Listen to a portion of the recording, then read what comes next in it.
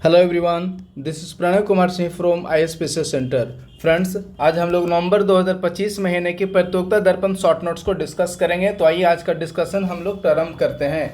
आज का डिस्कशन का पहला और सबसे महत्वपूर्ण टॉपिक है भारत के नए उपराष्ट्रपति। देखिए, यदि भारत के नए उपराष्ट्रपति की बात किया जाए तो CP राधाकृष्णन भारत के नए उपराष्ट्रपति नियुक्त हुए हैं। यदि व्यक्ति के रूप में इनके कार्यकाल की बात करें तो व्यक्ति के रूप में ये 15वें उपराष्ट्रपति हैं, जबकि कार्यकाल के रूप में ये भारत के 17वें उपराष्ट्रपति हैं। उपराष्ट्रपति का शपथ ग्रहण समारोह आयोजित किया गया 12 सितंबर को। अब देखिए, उपराष्ट्रपति के संबंध में जो मतदान आयोजित किया गया 9 सितंबर को मतदान आयोजित हुआ और इनके विपक्ष के उम्मीदवार थे, अर्थात CP राधाकृष्णन के अगेंस्ट में जो विपक्ष के उम्मीदवार उपराष्ट्रपति के लिए खड़े हुए थे उनका नाम था सुदर्शन रेड्डी। इस निर्वाचक मंडल में अर्थात उपराष्ट्रपति का चुनाव एक निर्वाचक मंडल द्वारा किया जाता है। उस निर्वाचक मंडल में वर्तमान समय में टोटल 788 सदस्य हैं, जिनमें कि यदि वर्तमान समय में वैध मतों की बात किया जाए तो वैध मत टोटल 781 है। इसके पीछे एक महत्वपूर्ण कारण यह है कि राज्यसभा की 6 सीटें और लोकसभा की 1 सीटें ऐसी हैं जो वर्तमान समय में खाली है। इसी कारण यदि 788 में से 7 सदस्यों को माइनस किया जाता है तो टोटल 781 सदस्य बच रहे हैं। अब देखिए, इन 781 सदस्यों में टोटल 767 लोगों ने उपराष्ट्रपति के चुनाव में अपना मतदान दिया, जिनमें कि 15 मत ऐसे थे जो कि अवैध पाए गए। सपोज यदि प्रश्न पूछ लिए जाते हैं कि वर्तमान समय में उपराष्ट्रपति के पद के लिए जो चुनाव आयोजित हुआ उसमें कितने मत अवैध पाए गए, तो 15 मत ऐसे थे जो अवैध पाए गए। अब यदि उपराष्ट्रपति के चुनाव के संबंध में कुछ अन्य महत्वपूर्ण फैक्ट्स की हम लोग बात करते हैं तो ध्यान दीजिए, उपराष्ट्रपति के चुनाव के लिए जो निर्वाचक अधिकारी नियुक्त किए गए थे वो राज्यसभा के महासचिव PC मोदी को उपराष्ट्रपति के चुनाव का निर्वाचन अधिकारी नियुक्त किया गया। राधाकृष्णन को, जो CP राधाकृष्णन है, उन्हें टोटल 452 मत प्राप्त हुए और जो विपक्ष के उम्मीदवार थे सुदर्शन रेड्डी, उन्हें टोटल 300 मत प्राप्त हुए। इस प्रकार से टोटल 152 मतों की अधिकता के साथ CP राधाकृष्णन देश के 15वें उपराष्ट्रपति नियुक्त हुए। 3 ऐसे राजनीतिक दल हैं, ये जो फैक्ट्स है बहुत ही महत्वपूर्ण है कि 3 ऐसे राजनीतिक दल हैं जो कि उपराष्ट्रपति के चुनाव में तटस्थ रहे, अर्थात उपराष्ट्रपति के चुनाव में मत नहीं दिया, जिनमें पहला है बीजू जनता दल, दूसरा है भारत राष्ट्र समिति और तीसरा है अकाली दल। ये 3 ऐसे राजनीतिक दल हैं जो कि उपराष्ट्रपति के चुनाव में मतदान में भाग नहीं लिए। अब देखिए, भारत के उपराष्ट्रपति के इतिहास में वर्तमान समय तक 2 ऐसे उपराष्ट्रपति हैं जिन्होंने कि लगातार 2-2 कार्यकाल के लिए नियुक्त हुए थे, जिनमें पहले हैं सर्वपल्ली राधाकृष्णन और हामिद अंसारी। ये 2 ऐसे व्यक्ति हैं जिन्होंने लगातार 2-2 बार उपराष्ट्रपति के रूप में कार्य किया। उपराष्ट्रपति के संबंध में यदि कुछ महत्वपूर्ण अनुच्छेद की हम लोग चर्चा करते हैं तो ध्यान दीजिए, आर्टिकल 63 कहता है कि भारत का एक उपराष्ट्रपति होगा। तो ही आर्टिकल 64 में यह वर्णित किया गया है कि जो उपराष्ट्रपति होगा वह राज्यसभा का पदेन सभापति होगा, अर्थात उपराष्ट्रपति जो होगा वह राज्यसभा के सभापति के रूप में उपराष्ट्रपति कार्य करेंगे। इसका वर्णन आर्टिकल 64 में किया गया है। इसी प्रकार से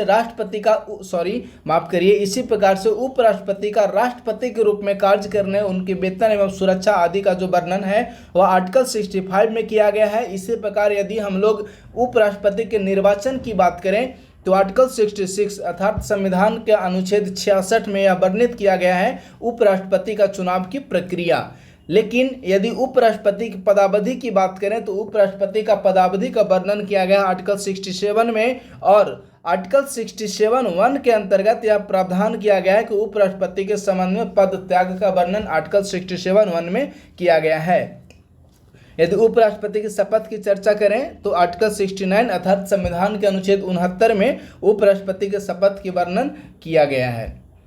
नेक्स्ट फैक्ट्स की तरफ अब हम लोग मूव करते हैं। तो नेक्स्ट फैक्ट्स है तीनों सेनाओं का संयुक्त कमांडर सम्मेलन 16वां द्विवार्षिक सम्मेलन। देखिए, यह जो तीनों सेनाओं का संयुक्त कमांडर सम्मेलन जो 2025 में आयोजित की गई, यह अब तक का 16वां द्विवार्षिक सम्मेलन है, जिसका आयोजन कोलकाता के विजय दुर्ग, जिसका पुराना नाम था फोर्ट विलियम, में 15 से 17 सितंबर तक किया गया। इसका जो थीम है वह है year of reforms, transformation for the future. ये बहुत ही महत्वपूर्ण फैक्ट्स है।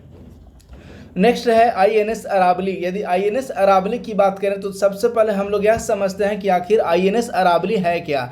तो यदि INS अरावली के बारे में हम लोग यदि विस्तृत जानकारी है तो ध्यान दीजिए, INS अरावली जो है वह हरियाणा के गुरुग्राम में अवस्थित एक नौसैनिक अड्डा है जिसे हाल ही में अरावली पर्वत के नाम पर INS अरावली नाम दिया गया है और जिसे हाल ही में 12 सितंबर 2025 को नौसेना अध्यक्ष द्वारा इसका कमीशनिंग किया गया। वर्तमान समय में इसका जो पहले कमांडिंग ऑफिसर हैं उनका नाम है कैप्टन सचिन कुमार, अर्थात कैप्टन सचिन कुमार INS अरावली के पहले कमांडिंग ऑफिसर बने हैं। नेक्स्ट है अखिल भारतीय रैंकिंग 2025, जो कि जिसे कि संक्षिप्त में NIRF रैंकिंग के रूप में जाना जाता है। ध्यान दीजिए 4 सितंबर 2025 ईस्वी को यह रिपोर्ट जारी किया गया है, जो कि वर्ष 2016 ईस्वी से प्रत्येक वर्ष यह रिपोर्ट जारी की जाती है। इस प्रकार से यह जो रिपोर्ट है वो अब तक का 10वीं रिपोर्ट है। ध्यान दीजिए इस रिपोर्ट को टोटल 17 विभिन्न श्रेणियों में जारी किया जाता है। यदि ओवरऑल श्रेणी की हम लोग बात करें तो ओवरऑल श्रेणी में पहला स्थान पर आया है IIT मद्रास, दूसरे स्थान पर है IISc बेंगलुरु, 8वें स्थान पर है एम्स, 9वां स्थान पर है JNU और 10वां स्थान पर है BHU। ये 8वां 9वां 10वां को इस कारण मैंने बताया क्योंकि कभी कभी ये जो कुछ प्रसिद्ध विश्वविद्यालय की रैंकिंग भी पूछ ली जाती है, इसी कारण 8वें नंबर पर है एम्स नई दिल्ली, 9वां नंबर पर है JNU नई दिल्ली और 10वां नंबर पर है BHU जो कि बनारस में अवस्थित है। यदि हम लोग विश्वविद्यालय श्रेणी में बात करें तो ध्यान दीजिए विश्वविद्यालय श्रेणी में पहले स्थान पर है IISc बेंगलुरु, दूसरे स्थान पर है JNU और तीसरे स्थान पर है मणिपाल उच्च शिक्षा अकादमी मणिपाल। अब नेक्स्ट फैक्ट्स की हम लोग बात करते हैं तो नेक्स्ट फैक्ट्स है विश्व के शीर्ष 100 प्रबंधन संस्थानों में भारत के 3 संस्थान शामिल हैं। यह जो रिपोर्ट है वह basically QS management ranking report के रूप में इस रिपोर्ट को जारी किया गया है, जिसमें कि विश्व के टोटल 359 संस्थानों को शामिल किया गया है और इस 359 संस्थानों में भारत के कुल 14 संस्थानों को शामिल किया गया है। इन भारत के 14 संस्थानों में 3 संस्थान ऐसे हैं जिन्हें कि टॉप 100 में स्थान प्राप्त हुआ है, जिनमें पहला है IIM बेंगलुरु 52वां स्थान प्राप्त हुआ वैश्विक स्तर पर। नेक्स्ट है IIM अहमदाबाद जिसे कि 58वां स्थान प्राप्त हुआ है और नेक्स्ट है IIM कोलकाता जिसे कि 64वां स्थान प्राप्त हुआ है। यदि वैश्विक स्तर की बात करें तो वैश्विक स्तर पर यानी कि विश्व में जो पहला स्थान है वह the Wharton school of the university of Pennsylvania America में अवस्थित है, जिसे कि विश्व में पहला स्थान प्राप्त हुआ है। दूसरा स्थान पर है अमेरिका का हार्वर्ड बिजनेस स्कूल और तीसरे स्थान पर है अमेरिका का MIT मैसाचुसेट्स यूनिवर्सिटी जिसे कि MIT के रूप में हम लोग जानते हैं। नेक्स्ट फैक्ट्स है भारतीय वायुसेना के लिए 97 तेजस हल्के विमानों MK-1A की आपूर्ति के लिए रक्षा मंत्रालय ने 62,370 करोड़ रुपए के समझौते पर हस्ताक्षर किए हैं HAL के साथ, हिंदुस्तान एरोनॉटिक्स लिमिटेड के साथ। हाल ही में रक्षा मंत्रालय ने 97 तेजस लड़ाकू विमानों का अधिग्रहण के लिए HAL के साथ समझौता ज्ञापन पर हस्ताक्षर किया है, जिसकी कुल राशि है 62,370 करोड़ रुपया। नेक्स्ट फैक्ट्स की बात करते हैं तो नेक्स्ट फैक्ट्स है समुद्र प्रदक्षिणा अभियान। ध्यान दीजिए यह जो समुद्र प्रदक्षिणा अभियान है वह तीनों सेनाओं की 10 महिला अधिकारियों द्वारा एक समुद्र की यात्रा के लिए एक अभियान को प्रारंभ किया गया है, जिसे नाम दिया गया है समुद्र प्रदक्षिणा अभियान। इस अभियान को 11 सितंबर को गेटवे ऑफ इंडिया मुंबई से इस अभियान को प्रारंभ किया गया। इस अभियान में जो पोत यूज किया गया है उसका नाम है IASB त्रिवेणी और इसके अंतर्गत विश्व के 4 प्रमुख बंदरगाह जिनमें कि ऑस्ट्रेलिया का फ्रेमेंटल बंदरगाह, न्यूजीलैंड का लिटिलटन बंदरगाह, कनाडा का पोर्ट स्टेनली और दक्षिण अफ्रीका का केप टाउन बंदरगाह शामिल है कि यात्रा की जाएगी। इसके अंतर्गत इस समुद्र प्रदक्षिणा यात्रा के अंतर्गत टोटल 26,000 समुद्री मील की यात्रा की जाएगी और जो कि टोटल 9 महीने में पूरा करने का लक्ष्य रखा गया है। नेक्स्ट फैक्ट्स है ज्ञान भारतम मिशन। तो देखिए ज्ञान भारतम मिशन को प्रारंभ करने के पूर्व आप लोग के लिए एक महत्वपूर्ण सूचना 72 BPSC के साथ साथ AEDO के अलावा अन्य विभिन्न प्रतियोगी परीक्षाओं के बैच को ध्यान में रखते हुए ISPC सेंटर द्वारा करंट अफेयर्स से संबंधित एक बैच उपलब्ध करवाया गया है। इस बैच के संबंधित में विस्तृत जानकारी के लिए आप लोग 8375934036 या 9870564701 पर संपर्क कर सकते हैं। चलिए नेक्स्ट फैक्ट की तरफ मूव करते हैं। तो नेक्स्ट फैक्ट है ज्ञान भारतम मिशन। ध्यान दीजिए जो ज्ञान भारतम मिशन है इसका मुख्य उद्देश्य है प्राचीन पांडुलिपियों का संरक्षण करना, इसे वर्ष 2025-26 के बजट में इस मिशन की घोषणा की गई थी। ज्ञान भारतम पर एक अंतर्राष्ट्रीय सम्मेलन का भी आयोजन संस्कृति मंत्रालय द्वारा 11 से 13 सितंबर को नई दिल्ली स्थित विज्ञान भवन में आयोजित किया गया। तो इससे संबंधित जो प्रश्न पूछने की संभावना है उसमें 2-3 प्रकार के प्रश्न पूछे जा सकते हैं। पहला, किस ज्ञान भारतम मिशन का उद्देश्य क्या है, आखिर किस उद्देश्यों को लेकर इस ज्ञान भारतम मिशन का शुभारंभ किया गया। दूसरा इससे संबंधित जो प्रश्न पूछने की संभावना है कि किस वर्ष के बजट में इस ज्ञान भारतम मिशन की घोषणा की गई। और तीसरा जो पूछने की संभावना है कि ज्ञान भारतम मिशन का शुभारंभ कब किया गया। तो यह हो गया ज्ञान भारतम मिशन के संबंध में कुछ महत्वपूर्ण फैक्ट्स है। नेक्स्ट है MiG-21। ध्यान दीजिए, हाल ही में MiG-21 को वायुसेना द्वारा सेवानिवृत्त कर दिया गया। इसी कारण MiG-21 के संबंध में कुछ ऐसे महत्वपूर्ण फैक्ट्स हैं जो कि एग्जाम के दृष्टिकोण के लिए काफ़ी महत्वपूर्ण हो जाते हैं। तो उनमें पहला है कि MiG-21 को वायुसेना में 1963 अर्थात 1963 ईस्वी में शामिल किया गया था और इसे 26 सितंबर 2025 ईस्वी को सेवानिवृत्त भी कर दिया गया। यह जो MiG-21 है वह भारतीय वायुसेना का पहला सुपरसोनिक लड़ाकू विमान था। इसे चंडीगढ़ में विदाई समारोह का आयोजन किया गया और MiG-21 का स्थान वर्तमान समय में तेजस Mk-1A विमान लेगा। तो यह हो गया MiG-21 के संबंध में कुछ महत्वपूर्ण फैक्ट्स है। नेक्स्ट फैक्ट्स है, रेल आधारित मोबाइल नेटवर्क से अग्नि प्राइम मिसाइल का सफल परीक्षण उड़ीसा के चांदीपुर रेंज से 24 सितंबर 2025 को किया गया। ये जो फैक्ट्स है काफ़ी महत्वपूर्ण है कि रेल आधारित मोबाइल नेटवर्क से अग्नि प्राइम मिसाइल का सफल परीक्षण जो है वह उड़ीसा के चांदीपुर रेंज से 24 सितंबर 2025 को किया गया। नेक्स्ट फैक्ट्स है तिलु रौतेली पुरस्कार। ध्यान दीजिए, यह जो तिलु रौतेली पुरस्कार है वह उत्तराखंड सरकार द्वारा 13 महिलाओं को यह पुरस्कार प्रदान किया गया है। नेक्स्ट है दीनदयाल लाडो लक्ष्मी योजना। हरियाणा सरकार द्वारा इस योजना को प्रारंभ किया गया है जिसका उद्देश्य है कि 2100 रुपया प्रति माह महिलाओं को प्रदान किया जाएगा और वैसी महिलाओं को 2100 रुपया प्रति माह प्रदान किया जाएगा जिनकी पारिवारिक आय वार्षिक स्तर पर 1 लाख रुपये से कम है।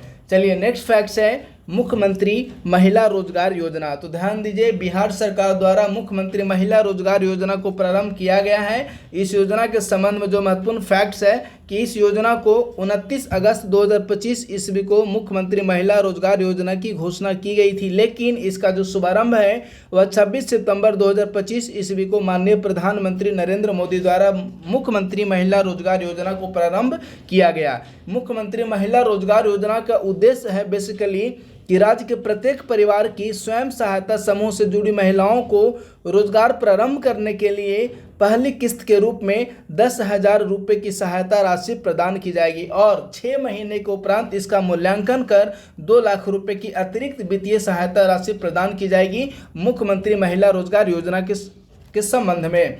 नेक्स्ट फैक्ट्स है पटना उच्च न्यायालय के नए मुख्य न्यायाधीश बने हैं पवन कुमार भीमप्पा बाजंत्री। ये जो पवन कुमार भीमप्पा बाजंत्री हैं वो पटना उच्च न्यायालय के नए मुख्य न्यायाधीश बने हैं। चलिए आप लोगों के लिए एक महत्वपूर्ण सूचना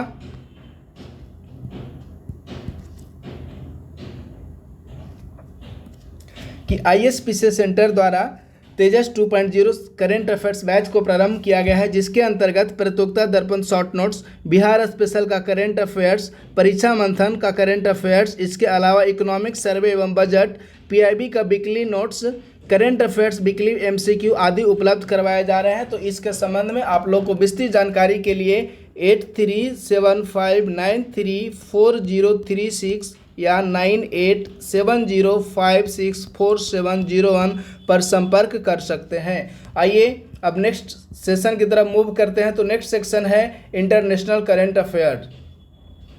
तो इंटरनेशनल करंट अफेयर्स के अंतर्गत पहला और महत्वपूर्ण है नेपाल में जेन जी आंदोलन। यदि नेपाल में जेन जी आंदोलन की चर्चा करने के पूर्व हम लोग सबसे पहले यह समझने का प्रयास करेंगे कि आखिर जेन जी होता क्या है। तो ध्यान दीजिए, 1997 से लेकर 2012 ईस्वी के बीच जन्म लेने वाले ऐसे युवा जिनकी उम्र 2025 में लगभग 13 से 28 वर्ष के बीच है उन्हें जेन जी के रूप में जाना जाता है। तो नेपाल में जेनजी आंदोलन को भरने का जो सर्वप्रमुख कारण यह था कि नेपाल सरकार द्वारा पंजीकरण नहीं कराए जाने के कारण विभिन्न सोशल मीडिया साइट्स जिनमें कि Facebook, Instagram, WhatsApp, YouTube, Snapchat आदि शामिल थे, इन सारे सोशल मीडिया ऐपों पर नेपाल की सरकार द्वारा या ओली जो वर्तमान समय उस समय प्रधानमंत्री थे, तत्कालीन प्रधानमंत्री ओली की सरकार द्वारा इन सोशल मीडिया साइट्स पर बैन लगा दिया गया। इसके परिणाम स्वरूप 8 से 9 सितंबर को नेपाल में व्यापक स्तर पर युवाओं का विरोध प्रदर्शन देखने को मिला। ध्यान दीजिए, 4 सितंबर को नेपाल की सरकार द्वारा 26 सोशल मीडिया साइट्स पर प्रतिबंध लगाया गया, जिसके विरोध स्वरूप में 8 से 9 सितंबर को नेपाल में व्यापक स्तर पर विरोध प्रदर्शन देखने को मिले।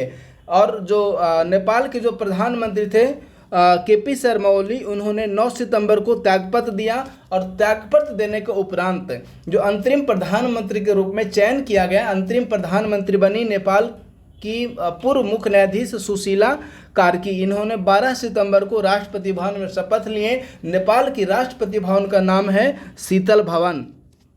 अब जब अंतरिम प्रधानमंत्री का चयन हो गया तो इन्होंने 17 सितंबर को राष्ट्रीय शोक दिवस के रूप में मनाए जाने की घोषणा की। राष्ट्रीय शोक दिवस मनाए जाने का जो मुख्य उद्देश्य था कि 8 से 9 सितंबर को जो व्यापक स्तर पर विरोध प्रदर्शन किए गए थे, इस विरोध प्रदर्शन में जितने भी युवा लोग जो मारे गए थे उनकी स्मृति के स्वरूप में 17 सितंबर को प्रतिवर्ष राष्ट्रीय शोक दिवस मनाए जाने का निर्णय लिया गया। अब यदि सुशीला कार्की की बात करते हैं तो ध्यान दीजिए, सुशीला कार्की ने नेपाल के अंतरिम प्रधानमंत्री के रूप में 12 सितंबर को शपथ लिए और ये नेपाल की पहली महिला मुख्य न्यायाधीश के रूप में भी कार्य की हैं। तो जो सुशीला कार्की हैं नेपाल की पहली महिला मुख्य न्यायाधीश थी जिन्होंने अंतरिम प्रधानमंत्री के रूप में जिन्हें चयन किया गया। चलिए नेक्स्ट फैक्ट की तरफ अब हम लोग मूव करते हैं। तो नेक्स्ट फैक्ट है मॉरिशस के प्रधानमंत्री नवीन चंद्र रामगुलाम की भारत यात्रा संपन्न हुई। इस भारत की इस यात्रा के दौरान भारत द्वारा मॉरिशस को $680 मिलियन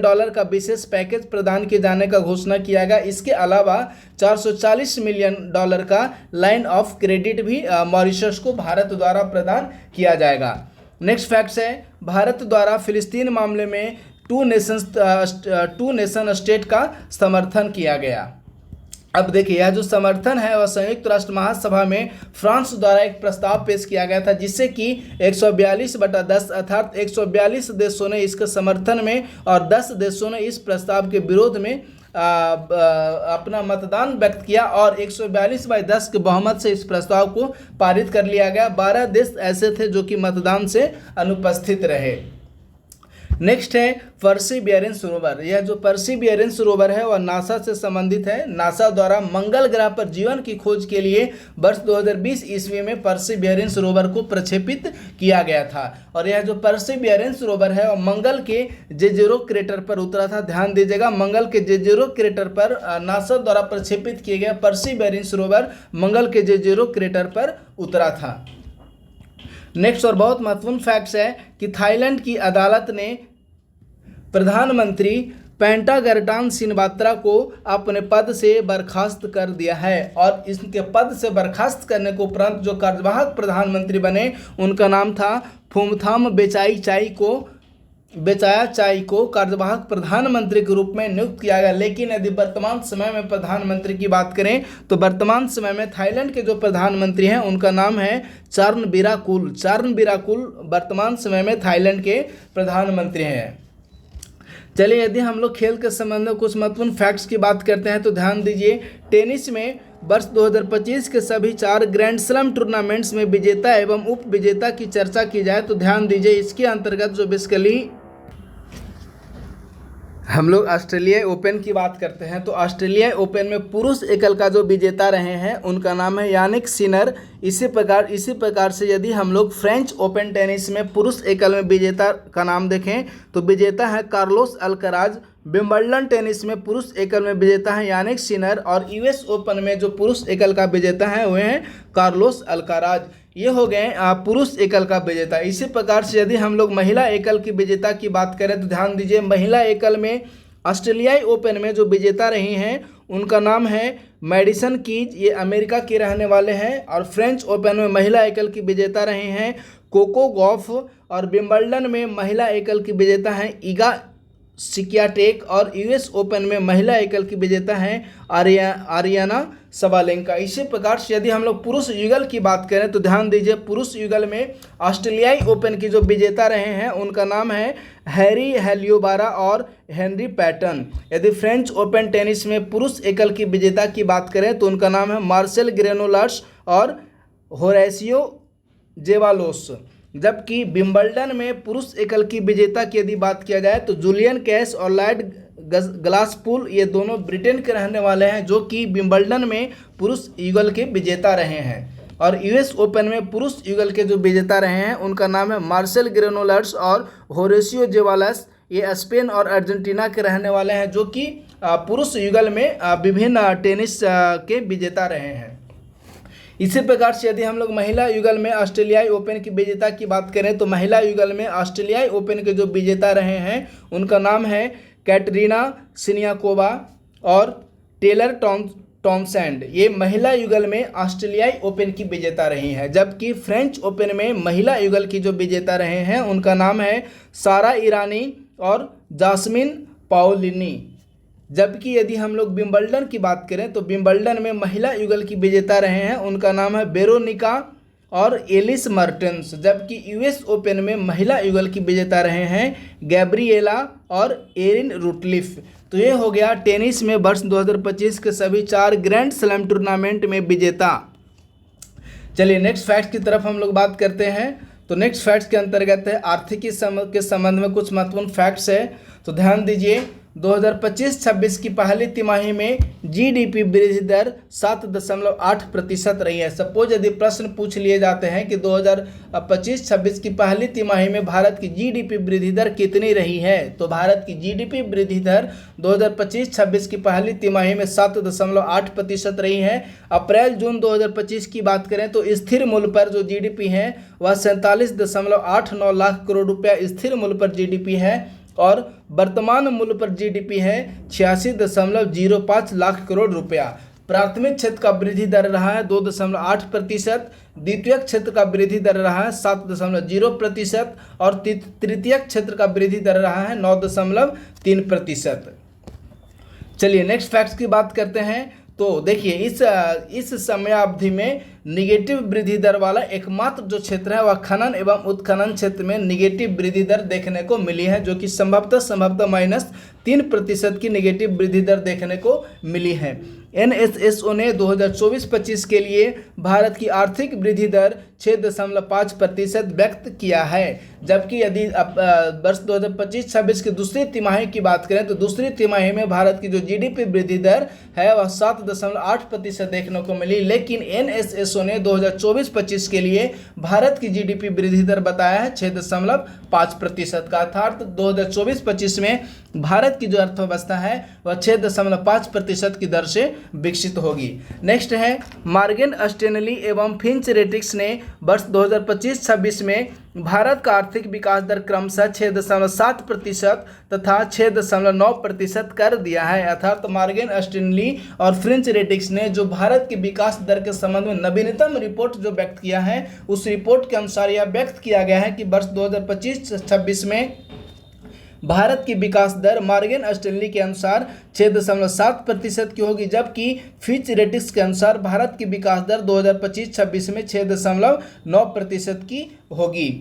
अब नेक्स्ट फैक्ट है विक्रम 3201, जो कि काफ़ी महत्वपूर्ण है साइंस एंड टेक्नोलॉजी के संबंध में। जो इंडिया में न्यू इन्वेंशन हो रहे हैं उसके अंतर्गत विक्रम 3201 काफ़ी महत्वपूर्ण हो जाता है। विक्रम 3201 स्वदेश से निर्मित पहली चिप है जिसका निर्माण विक्रम साराभाई अंतरिक्ष केंद्र द्वारा निर्मित किया गया है और यह 32 बिट पर आधारित है। ध्यान दीजिएगा, 32 बिट आधारित भारत का स्वदेश निर्मित पहला चिप है। नेक्स्ट है Semicon India mission. Semicon India mission को 2 से 4 सेमिकॉन इंडिया सम्मेलन 2025। ध्यान दीजिए, जो सेमिकॉन इंडिया सम्मेलन 2025 है इसका आयोजन 2 से 4 सितंबर 2025 के मध्य नई दिल्ली की यशोभूमि में किया गया। इसका जो थीम है वह building the next semiconductor power house, अर्थात सेमिकॉन इंडिया सम्मेलन 2025 का थीम रखा गया है building the next semiconductor power house. यह हो गया सेमिकॉन इंडिया सम्मेलन 2025। नेक्स्ट फैक्ट है बैराबी सैरांग रेलवे लाइन। देखिए बैराबी सैरांग रेलवे लाइन जो है, इस रेलवे लाइन की सहायता से मिजोरम को देश के रेल नेटवर्क से जोड़ा गया। यह जो रेल लाइन है वह टोटल 51.38 किलोमीटर लंबी है, जिसका उद्घाटन 13 सितंबर को माननीय प्रधानमंत्री द्वारा किया गया। नेक्स्ट फैक्ट्स है प्रधानमंत्री स्वनिधि योजना। ये जो प्रधानमंत्री स्वनिधि योजना काफ़ी महत्वपूर्ण हो जाता है, क्योंकि हाल ही में इसकी अवधि को जो वर्ष 2024 ईस्वी में समाप्त हो रहा था, इसे बढ़ाकर 2030 ईस्वी तक के लिए कर दिया गया है। तो आइए हम लोग देखते हैं प्रधानमंत्री स्वनिधि योजना क्या है। प्रधानमंत्री स्वनिधि योजना को 1 जून 2020 को प्रारंभ किया गया था, जिसका उद्देश्य था छोटे व्यापारियों एवं रेहड़ी पटरी वालों को कारोबार के लिए 10,000 रुपये तक का ऋण उपलब्ध करवाना। 31 दिसंबर 2024 ईस्वी तक इसकी अवधि निर्धारित की गई थी, अर्थात 31 दिसंबर 2024 तक के लिए प्रधानमंत्री स्वनिधि योजना को वर्ष 2020 ईस्वी में प्रारंभ किया गया था, लेकिन वर्तमान समय में इसकी अवधि को बढ़ाकर 31 मार्च 2030 कर दिया गया। अर्थात जो प्रधानमंत्री स्वनिधि योजना है वह अब 31 मार्च 2030 ईस्वी तक लागू रहेगी। ध्यान दीजिए, जो प्रधानमंत्री स्वनिधि योजना के अंतर्गत जो सबसे महत्वपूर्ण परिवर्तन किया गया है वह इसकी सहायता राशि में किया गया है। जो पूर्व में पहली किस्त के रूप में 10,000 की राशि दी जाती थी, वह राशि अब बढ़ाकर 15,000 रुपये कर दिया गया। इसी प्रकार दूसरी किस्त के रूप में जो राशि 20,000 रुपये पूर्व में दी जाती थी, उसे बढ़ाकर 25,000 कर दिया गया। लेकिन जो तीसरी किस्त के रूप में जो राशि पूर्व में 50,000 रुपये दी जाती थी, वही राशि वर्तमान समय में भी 50,000 रुपये ही दी जा रही है। नेक्स्ट फैक्ट है मध्य प्रदेश के धार में देश के पहले पीएम मित्र पार्क का शिलान्यास किया गया। ध्यान दीजिए, भारत का पहला पीएम मित्र पार्क का जो उद्घाटन है वह मध्य प्रदेश के धार में किया गया। अब यदि हम लोग पीएम मित्र पार्क की बात करें तो पीएम मित्र का पूरा नाम है prime minister mega integrated textile region and apparel. चलिए, प्रधानमंत्री मित्र पार्क के अंतर्गत भारत में टोटल 7 पार्क की स्थापना किए जाने का लक्ष्य निर्धारित किया गया है, जिनमें कि पहला है तमिलनाडु के विरुधनगर में, नेक्स्ट है तेलंगाना के वारंगल में, नेक्स्ट है गुजरात के नवसारी, नेक्स्ट है कर्नाटक के कलबुर्गी, मध्य प्रदेश का धार, उत्तर प्रदेश का लखनऊ और महाराष्ट्र का अमरावती। इन 7 स्थानों पर पीएम मित्र पार्क को निर्माण किए जाने का लक्ष्य रखा गया है। लेकिन सबसे महत्वपूर्ण फैक्ट यह है कि बिहार में एक भी पीएम मित्र पार्क का निर्माण नहीं किया जाएगा। आप लोग ध्यान दीजिए, सपोज यदि एग्जाम में प्रश्न पूछ लिए जाते हैं कि बिहार के इस स्थान पर बिहार के डोभी में पीएम मित्र पार्क का निर्माण किया जा रहा है, तो पूरी तरह से गलत है। बिहार के डोभी में बिहार को पीएम मित्र पार्क मिला ही नहीं है, इसीलिए यदि इस प्रकार का स्टेटमेंट आता है तो पूरी तरह से गलत हो जाएगा। नेक्स्ट फैक्ट्स है नवीनतम सामान्य ज्ञान के संबंध में कुछ महत्वपूर्ण फैक्ट्स। देखिए, सबसे पहले हम लोग एक फुल फॉर्म को भी देखते हैं। तो NSSTA इसका पूरा नाम है national statistical system training academy. इसे ग्रेटर नोएडा में स्थापित किया गया है।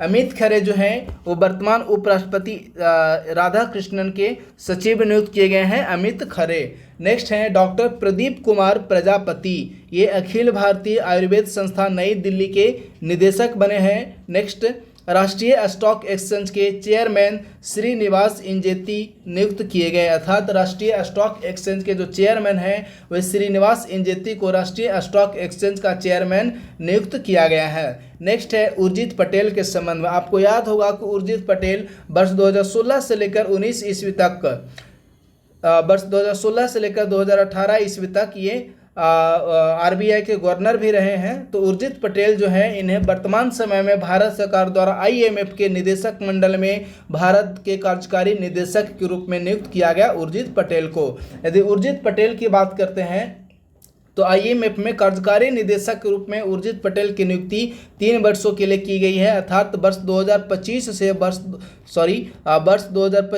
वर्ष 2028 ईस्वी तक के लिए उर्जित पटेल की नियुक्ति आईएमएफ में कार्यकारी निदेशक के रूप में भारत सरकार द्वारा की गई है।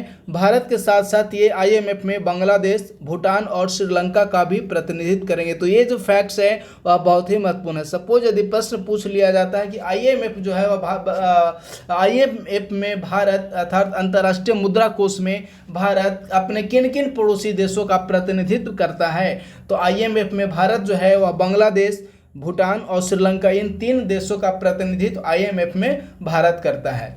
ये जो उर्जित पटेल हैं वे 2013 से 2016 तक आरबीआई के डिप्टी गवर्नर तथा 2016 से 2018 तक आरबीआई के गवर्नर भी रहे हैं। इन्हीं के कार्यकाल में 9 नवंबर 2016 को 500 रुपये एवं 1000 रुपये के नोट का विमुद्रीकरण किया गया था। तो देखिए इसके एक और महत्वपूर्ण फैक्ट्स आप लोग को मिल गया होगा कि 500 एवं 1000 के नोट का विमुद्रीकरण कब किया गया। तो 500 एवं 1000 के नोट का जो विमुद्रीकरण है वह 9 नवंबर 2016 को किया गया था। उस समय जो आरबीआई के गवर्नर थे उनका नाम था उर्जित पटेल।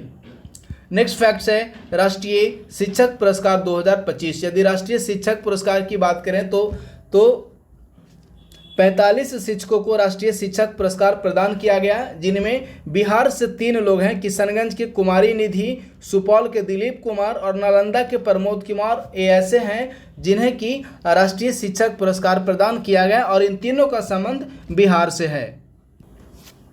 नेक्स्ट फैक्ट्स की यदि बात करते हैं तो नेक्स्ट फैक्ट्स है दादा साहब फाल्के पुरस्कार। ध्यान दीजिए, यदि दादा साहब फाल्के पुरस्कार की बात किया जाए तो दादा साहब फाल्के पुरस्कार की शुरुआत की गई थी 1969 ईस्वी में, लेकिन यह दादा साहब फाल्के पुरस्कार जो है पहली बार 1969 ईस्वी में श्रीमती देविका रानी को प्रदान किया गया था और वर्तमान समय में अर्थात वर्ष 2025 ईस्वी में जो दादा साहब फाल्के पुरस्कार है और वर्ष 2023 ईस्वी के लिए दिया गया।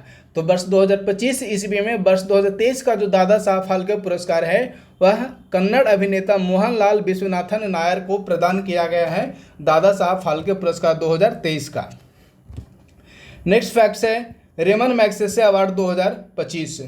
ध्यान दीजिए, यदि रेमन मैग्सेसे अवार्ड की बात किया जाए तो रेमन मैग्सेसे अवार्ड 2025 में बेसिकली 3 लोगों को या 3 संस्थानों को रेमन मैग्सेसे अवार्ड प्रदान किया गया है, जिनमें कि भारत के एक हैं एजुकेट गर्ल्स और दूसरा फिलीपींस का है विलानुएवा फ्लोबियानो एंटोनियो एल और नेक्स्ट है मालदीव के, उनका नाम है शाहिना अली। अर्थात 2 संस्थान और एक व्यक्ति को रेमन मैग्सेसे पुरस्कार 2025 प्रदान किया गया है। यह जो पुरस्कार है रेमन मैग्सेसे पुरस्कार, ये फिलीपींस के पूर्व राष्ट्रपति रेमन मैग्सेसे के नाम पर यह पुरस्कार प्रदान किया जाता है और 1957 ईस्वी में इस पुरस्कार की घोषणा की गई थी और पहली बार यह जो पुरस्कार है रेमन मैग्सेसे पुरस्कार उसे 1958 ईस्वी में प्रदान किया गया था और पहले भारतीय विनोबा भावे थे जिन्हें कि वर्ष 1958 ईस्वी में ही यह रेमन मैग्सेसे पुरस्कार प्रदान किया गया था। नेक्स्ट फैक्ट है टाइम पत्रिका का किड ऑफ द ईयर का अवार्ड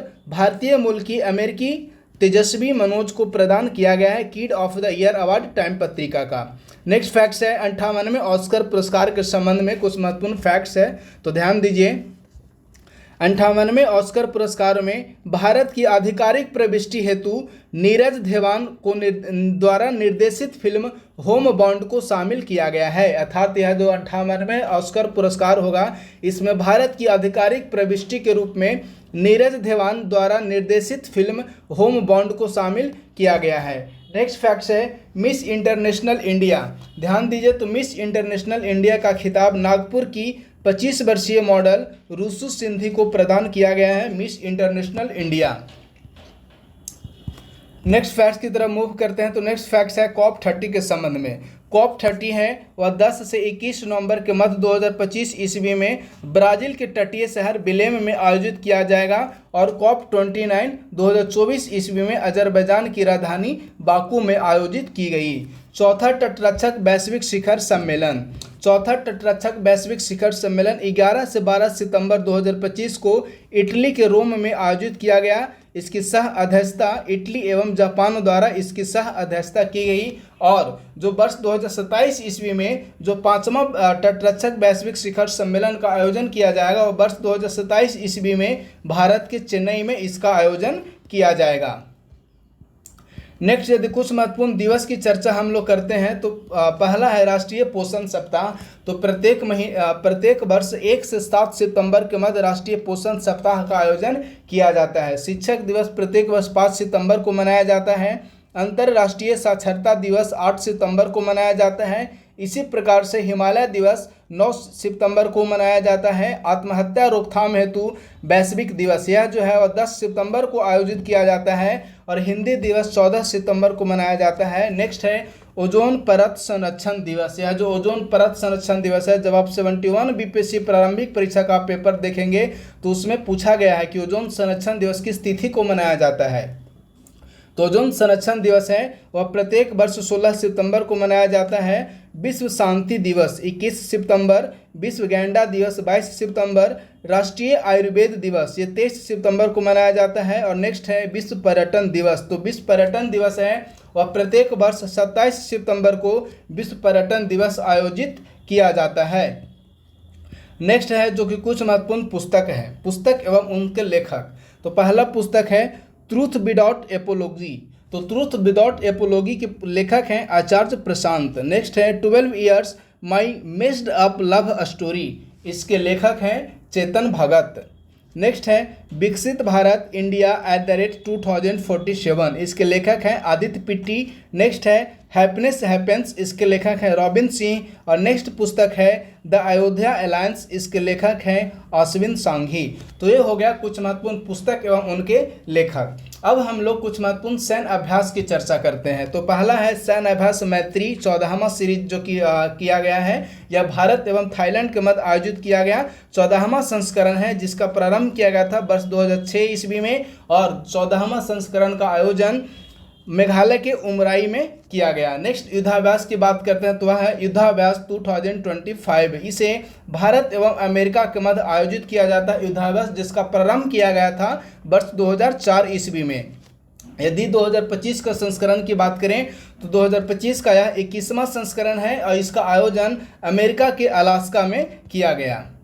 नेक्स्ट युद्धाभ्यास की बात करें तो नेक्स्ट युद्धाभ्यास है Pacific rich exercise. Pacific rich exercise जो है वो बेसिकली एक मल्टीनेशनल मैरीन एक्सरसाइज है, बहुराष्ट्रीय नौसैनिक अभ्यास है, जिसका आयोजन सिंगापुर के चांगी नेवल बेस पर इसका आयोजन कि 15 से 22 सितंबर 2025 के मध्य इसका आयोजन किया गया। भारत की तरफ से इसमें INS निस्तार शामिल हुआ।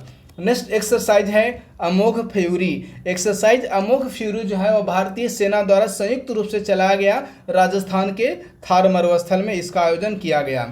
नेक्स्ट फैक्ट्स है कि IIM अर्थात भारतीय प्रबंधन संस्थान अहमदाबाद का देश के बाहर पहला कैंपस दुबई में स्थापित किया जाएगा। इसी प्रकार के अन्य कुछ महत्वपूर्ण संस्थानों की बात करते हैं तो IIT दिल्ली, ध्यान दीजिए IIT दिल्ली का पहला विदेशी परिसर जो है वह अबू धाबी में स्थापित किया गया है। और IIT मद्रास का जो पहला विदेशी परिसर है वह तंजानिया में स्थापित किया गया है। नेक्स्ट फैक्ट्स है कि हाल ही में केंद्र सरकार द्वारा भूपेन हजारिका की 100वीं जन्म शताब्दी के अवसर पर 100 रुपये का स्मारक सिक्का जारी किया गया है, भूपेन हजारिका की 100वीं जन्म शती के अवसर पर।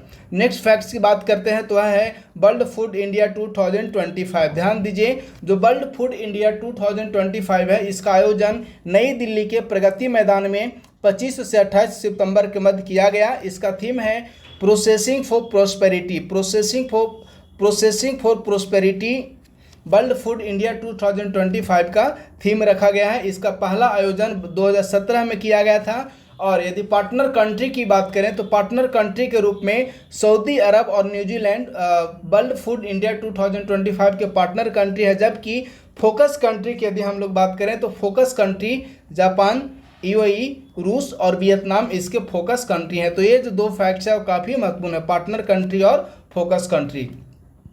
नेक्स्ट फैक्ट्स है एशिया कप क्रिकेट के संबंध जो कि बहुत ही महत्वपूर्ण है। एशिया कप क्रिकेट देखिए जो एशिया कप क्रिकेट है यह 2025 ईस्वी में जो आयोजित किया गया वह 17वां एशिया कप था। इसका आयोजन संयुक्त अरब अमीरात में किया गया 9 से 28 सितंबर 2025 के मध्य। विजेता टीम है भारत, 5 विकेट से विजित हुआ है और उप विजेता है पाकिस्तान। नेक्स्ट फैक्ट्स है कि इसका फाइनल मैच कब आयोजित किया गया तो 28 सितंबर को इसका फाइनल मैच खेला गया, जिसमें प्लेयर ऑफ द मैच के रूप में भारत के तिलक वर्मा को चुना गया। मोस्ट वैल्यूएबल प्लेयर के रूप में भारत के कुलदीप यादव को चुना गया जो कि 17 विकेट लिए थे। और प्लेयर ऑफ द सीरीज के रूप में अभिषेक शर्मा को चुना गया जिन्होंने कि 314 रन इस टूर्नामेंट में टोटल 314 रन बनाए हैं। इसमें एशिया कप क्रिकेट में टोटल 8 टीमें शामिल हुई। नेक्स्ट फैक्ट्स है कि एशिया कप का जो आयोजन है वह पहली बार 1984 ईस्वी में एशिया कप का आयोजन किया गया था। भारत 2025 ईस्वी को यदि मिला दिया जाए तो 2025 को मिलाकर भारत 9वीं बार एशिया कप का विजेता बना है। और एशियाई क्रिकेट परिषद के अध्यक्ष हैं पाकिस्तान के मोहसिन नकवी। नेक्स्ट है राष्ट्रमंडल भारोत्तोलन खेल। यदि राष्ट्रमंडल भारोत्तोलन खेल की बात करें तो इसका आयोजन 24 से 30 अगस्त के मध्य गुजरात के अहमदाबाद में किया गया। इसमें शीर्ष स्थान जो पुरुष और महिला दोनों में, यदि पहले स्थान की बात करें तो भारत पुरुष और महिला दोनों ही वर्ग में पहला स्थान प्राप्त किया है। कुल टोटल 13 पदक प्राप्त हुए, जिनमें 4 स्वर्ण, 6 रजत और 3 कांस्य पदक हैं। इस राष्ट्रमंडल भारोत्तोलन में टोटल 31 देश शामिल हुए थे। नेक्स्ट फैक्ट्स है विश्व एथलेटिक्स चैंपियनशिप 2025। ध्यान दीजिए, विश्व एथलेटिक्स चैंपियनशिप की यदि बात करें तो इसका जो आयोजन है वह जापान के टोक्यो में आयोजित किया गया। 2023 ईस्वी का विश्व एथलेटिक्स चैंपियनशिप हंगरी के बुडापेस्ट में आयोजित किया गया था। 2025 का जापान के टोक्यो में आयोजित किया गया और 2027 का चीन के बीजिंग में आयोजित किया जाएगा। ये 3 फैक्ट्स काफ़ी महत्वपूर्ण हैं। चलिए अब हम लोग विश्व एथलेटिक्स चैंपियनशिप के बारे में देखते हैं। तो इसमें प्रथम स्थान पर अमेरिका रहा है टोटल 26 पदक के साथ, जिसमें 16 स्वर्ण, 5 रजत और 5 कांस्य पदक जीता है। दूसरा स्थान पर कीनिया रहा है और तीसरा स्थान पर कनाडा रहा है। नेक्स्ट फैक्ट्स है विश्व तीरंदाजी चैंपियनशिप में पुरुषों की कंपाउंड तीरंदाजी में पहली बार भारत ने स्वर्ण पदक जीता। इसका आयोजन है वह दक्षिण कोरिया के ग्वांगजू में किया गया था। इसमें यदि पहले स्थान की बात करें तो पहला स्थान पर रहा दक्षिण कोरिया 2 स्वर्ण, 1 रजत और 4 कांस्य पदक के साथ पहले स्थान पर रहा दक्षिण कोरिया था टोटल 7 पदकों के साथ। दूसरा स्थान पर रहा मैक्सिको, तीसरा स्थान पर रहा है स्पेन और चौथे स्थान पर रहा है भारत एवं फ्रांस। भारत एवं फ्रांस दोनों 1 स्वर्ण और 1 रजत अर्थात दोनों ही 2-2 पदक जीते हैं, 1 स्वर्ण और 1 रजत। इन 2-2 पदकों के साथ भारत और जो फ्रांस है वो चौथे स्थान पर आए हैं। नेक्स्ट फैक्ट की बात करें तो नेक्स्ट फैक्ट्स है महिला ओडीआई में स्मृति मंधाना का दूसरा सबसे तेज शतक का रिकॉर्ड बनाई है। इन्होंने 50 गेंदों में शतक बनाए हैं ऑस्ट्रेलिया के खिलाफ अरुण जेटली स्टेडियम नई दिल्ली में। नेक्स्ट फैक्ट्स की बात करें तो अगस्त 2025 का आईसीसी का सर्वश्रेष्ठ खिलाड़ी का पुरस्कार, जो अगस्त 2025 का आईसीसी का सर्वश्रेष्ठ खिलाड़ी का पुरस्कार है वह मोहम्मद सिराज को प्रदान किया गया। ध्यान दीजिए, मोहम्मद सिराज को अगस्त 2025 का आईसीसी का सर्वश्रेष्ठ खिलाड़ी का पुरस्कार प्रदान किया गया।